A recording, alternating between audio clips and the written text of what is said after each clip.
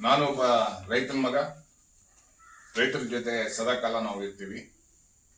ವಿಶೇಷವಾಗಿ ದೇವನಹಳ್ಳಿ ತಾಲೂಕು ಚನ್ನರಾಯಪಟ್ಟಣ ಹೋಬಳಿಯಿಂದ 13 ಹಳ್ಳಿಗಳನ್ನ ಸರ್ಕಾರ ಕೆಡಿಬಿಗೆ ಡಿನೋಟಿಫಿಕೇಶನ್ ಮಾಡೋದ್ರ ಮುಖಾಂತರ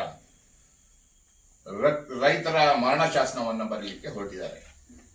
ಇದನ್ನ ಕಳಿಸಿ ಇದೇ 25ನೇ ತಾರೀಕು ಬೃಹತ್ ಪ್ರಮಾಣದಲ್ಲಿ ರೈತರೆಲ್ಲ ಸೇರಿ ಹೋರಾಟವನ್ನ ಮಾಡ್ತಾ ಇದ್ದಾರೆ.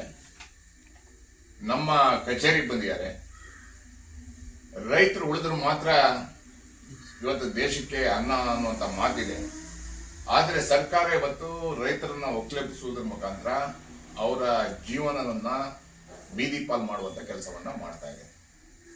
ದೇವನಹಳ್ಳಿ ಸುತ್ತಮುತ್ತ ಇವತ್ತು ಏನಾಗಿದೆ ಅಂದ್ರೆ, ಬೇರೆ ರಾಜ್ಯದವರು ತುಂಬಿ ತುಳುಕಿ ಅಲ್ಲಿ ಅವರ ತಾಣಗಳಾಗ್ಬಿಟ್ಟಿವೆ, ಅನೈತಿಕ ಚಟುವಟಿಕೆ ತಾಣಗಳಾಗ್ಬಿಟ್ಟಿದ್ದಾವೆ.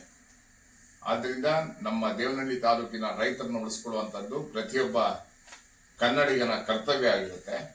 ಆದ್ರಿಂದ ಸರ್ಕಾರ ಯೋಜನೆಯನ್ನ ಕೈಬಿಟ್ಟು ಎಲ್ಲಿ ತುಂಬಾ ಗಡಿಭಾಗದಲ್ಲಿ ಈ ಯೋಜನೆಗಳನ್ನ ತರೋದ್ರ ಮುಖಾಂತರ, ಕಾರ್ಖಾನೆಗಳನ್ನ ತರೋದ್ರ ಮುಖಾಂತರ ಸ್ಥಳೀಯ ರೈತರ ಮಕ್ಕಳಿಗೆ ಕೆಲಸವನ್ನ ಕೊಡ್ಬೇಕನ್ನೋ ಒತ್ತಾಯವನ್ನ ಮಾಡ್ತಾ ಇದ್ದೀವಿ.